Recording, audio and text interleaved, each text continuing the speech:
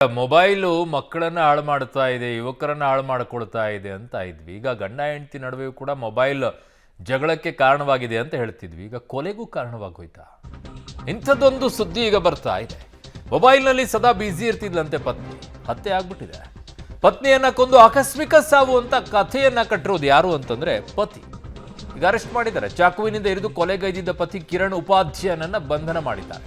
ಉಡುಪಿಯ ಕೋಟಾ ಪೊಲೀಸ್ ಠಾಣಾ ವ್ಯಾಪ್ತಿಯಲ್ಲಿ ನಡೆದಿರುವಂತಹ ಘಟನೆ ಇದಾಗಿದೆ. ಮನೆಯ ಮೇಲಿಂದ ಬಿದ್ದು ಗಾಯಗೊಂಡಿದ್ದಾಗಿ ಕಥೆ ಕಟ್ಟಿದ್ದ ಈ ಪತಿ ಆಸ್ಪತ್ರೆಗೆ ಸೇರಿಸಿದ್ದ ಪತ್ನಿ ಜಯಶ್ರೀ ಸಾವನ್ನಪ್ಪಿದ್ರು. ತನಿಖೆ ಮಾಡಿದಾಗ ಗೊತ್ತಾಗಿದೆ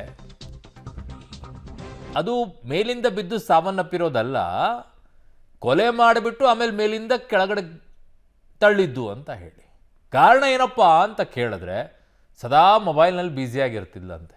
ಅದಕ್ಕೆ ಪಿತ್ತ ನೆತ್ತಿಗೇರಿಸ್ಕೊಂಡು ಈ ರೀತಿಯಾಗಿ ಮಾಡಿದ್ದಂತೆ. ಆಹಾ, ಎಂಥದಪ್ಪ! ಒಂದು ಮೊಬೈಲು ಮಕ್ಕಳನ್ನ ಹಾಳು ಮಾಡ್ತಾ ಇದೆ, ಯುವಕರನ್ನ ಹಾಳು ಮಾಡ್ತಾ ಇದೆ, ಗಂಡ ಹೆಂಡತಿ ನಡುವೆ ಜಗಳಕ್ಕೆ ದಾರಿ ತಂದಿಡ್ತಾ ಇದೆ ಅಂತಂದರೆ, ಇಲ್ಲಿ ನೋಡಿದ್ರೆ ಕೊಲೆ ಮಾಡಿಸೋ ಮಟ್ಟಕ್ಕೆ ಬಂದಿಟ್ಟಿದೆ ಒಂದು ಮೊಬೈಲ್. ಹೀಯಪ್ಪ, ಮೊಬೈಲ್ ಇನ್ನೂ ಏನೇನು ಮಾಡುತ್ತೋ ಗೊತ್ತಿಲ್ಲ.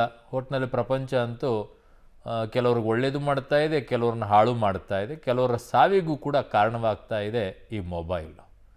ಮನೆ ಮೇಲಿಂದ ಬಿದ್ದು ಗಾಯಗೊಂಡಿದ್ದಂತೆ. ಚೆನ್ನಾಗಿದೆ. ಈಗ ಒಟ್ಟಿನಲ್ಲಿ ಅರೆಸ್ಟ್ ಮಾಡಿದ್ದಾರೆ ಅವನನ್ನು. ನನ್ನ ಸಹೋದ್ಯೋಗಿ ಉಡುಪಿಯಿಂದ ದೀಪಕ್ ಜೈನ್ ನನ್ನ ಸಂಪರ್ಕಕ್ಕೆ ಸಿಗ್ತಾ ಇದ್ದಾರೆ. ದೀಪಕ್, ಒಂದು ಮೊಬೈಲ್ನ ಕಥೆ ಅಂತ ಹೇಳಿದರೆ ಅದರ ಒಂದೊಂದೇ ಎಳೆಯಾಗಿ ಕತೆ ಹೇಳ್ತಾ ಹೋಗ್ಬೋದು. ಸಾವು ಬರೋ ಮಟ್ಟಕ್ಕೂ ಒಂದು ಮೊಬೈಲ್ ತಂದು ಇಟ್ಟಿದೆ ಅಂತಂದ್ರೆ ಏನು ಹೇಳೋಣ? ಇದಕ್ಕೆ ಏನು ಹೇಳ್ತಾರೆ ಈಗ ಪೊಲೀಸರು ತನಿಖೆಯಲ್ಲಿ?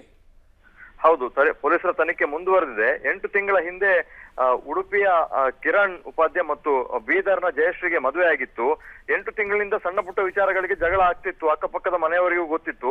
ಕಳೆದ ರಾತ್ರಿ ಕೂಡ ಜಗಳ ಆಗಿದೆ. ಹಾಗಾಗಿ ಎಲ್ಲಾ ದಿನದಂತೆ ಇದು ಕೂಡ ಉಂಡು ಮಲಗಿದ ನಂತರ ಜಗಳ ಮುಗಿತದೆ ಅನ್ನುವಂಥದ್ದು ಎಲ್ಲರೂ ಅನ್ಕೊಂಡಿದ್ರು. ಆದ್ರೆ ಬೆಳಗಿನ ಜಾವ ಸುತ್ತಮುತ್ತಲಿನವರಿಗೆ ಗೊತ್ತಾಗಿರುವಂತದ್ದು ರಾತ್ರಿ ಜಗಳ ತಾರಕಕ್ಕೇರಿತ್ತು ಮತ್ತು ಆತ ಚುಚ್ಚಿದಾನೆ ಚಾಕುವಿನಿಂದ ಅಂತ ಹೇಳಿ. ಆದ್ರೆ ಅಕ್ಕಪಕ್ಕದ ಮನೆಯವರಿಗೆ, ಗೆಳೆಯರಿಗೆ ಫೋನ್ ಮಾಡಿ ಆಕೆ ಟೆರೆಸ್ ಮೇಲಿಂದ ಬಿದ್ದಿದ್ದಾಳೆ ಅಂತ ಹೇಳಿ ನಂಬಿಸಿ ಸ್ಥಳೀಯ ಖಾಸಗಿ ಆಸ್ಪತ್ರೆಗೆ ರವಾನೆ ಮಾಡಿದ್ರು. ಅಲ್ಲಿಯ ವೈದ್ಯರಿಗೆ ಡೌಟ್ ಆಗಿದೆ, ಸರ್ಕಾರಿ ಆಸ್ಪತ್ರೆಗೆ ಕಳಿಸಿದ್ದಾರೆ. ಈ ಸಂದರ್ಭದಲ್ಲಿ ಆಕೆ ಕೊನೆಯುಸಿರೆಳೆದಿದ್ದಾರೆ. ಮಾಹಿತಿ ಆಂಬ್ಯುಲೆನ್ಸ್ ಚಾಲಕನ ಮೂಲಕ ಕೋಟಾ ಪೊಲೀಸ್ ಠಾಣೆಗೆ ತಲುಪಿತ್ತು ಅರುಣ್. ಆ ನಂತರ ಇಂಟ್ರೋಗೇಷನ್ ಮಾಡಿದಾಗ 2-3 ವಿಚಾರಗಳನ್ನ ಆರೋಪಿ ಬಾಯ್ಬಿಟ್ಟಿರುವಂತದ್ದು. ಸದಾ ಪತ್ನಿ ಮೊಬೈಲ್ ನಲ್ಲಿ ಬ್ಯುಸಿ ಆಗಿದ್ಲು, ಈ ವಿಚಾರಕ್ಕೆ ನಮ್ಗೆ ಬಹಳ ತಕರಾರುಗಳಿತ್ತು, ತಗಾದೆ ಇತ್ತು, ಜಗಳ ಆಗ್ತಾ ಇತ್ತು ಅನ್ನುವಂಥದ್ದು. ಮತ್ತು ಕಳೆದ 2-3 ತಿಂಗಳಿಂದ ಚಿನ್ನಕ್ಕಾಗಿ ಬಹಳ ಪೀಡಿಸ್ತಾ ಇದ್ಲು, ಈ ವಿಚಾರದಲ್ಲೇ ನಮ್ಮ ನಡುವೆ ಮನಸ್ತಾಪಗಳು ಆಗ್ತಾ ಇತ್ತು ಅನ್ನುವಂತ ಮಾತುಗಳು ಕಂಡು ಬಂದಿತ್ತು. ಮತ್ತು ಸಣ್ಣ ಪುಟ್ಟ ವಿಚಾರಕ್ಕೂ ದಂಪತಿಯ ನಡುವೆ ಜಗಳಗಳಾಗಿ ನಿನ್ನೆ ರಾತ್ರಿ ಜಗಳ ಆಗಿದೆ. ರಾತ್ರಿ 12:30 1 ಗಂಟೆಯವರೆಗೂ ಕೂಡ ಜಗಳ ಕೇಳ್ತಾ ಇತ್ತು. ಆ ನಂತರ ನಡೆದ ಕೃತ್ಯ ಇದು. ನಂತರ ಆರೋಪಿಯನ್ನ ಪೊಲೀಸರು ವಶಕ್ಕೆ ಪಡೆದು ವಿಚಾರಣೆಯನ್ನ ಮಾಡ್ತಾ ಇದ್ದಾರೆ. ಬೀದರ್ನಿಂದ ಅವರ ಕುಟುಂಬದವರು ಇನ್ನಷ್ಟೇ ಬರಬೇಕಾಗಿದೆ. ಅವರು ಬಂದ ನಂತರ ಮರಣೋತ್ತರ ಪರೀಕ್ಷೆ ನಡೀತದೆ ಅರುಣ್. ಓಕೆ ದೀಪಕ್, ನಿಮ್ಮೆಲ್ಲ ಮಾಹಿತಿಗೆ ಧನ್ಯವಾದಗಳು.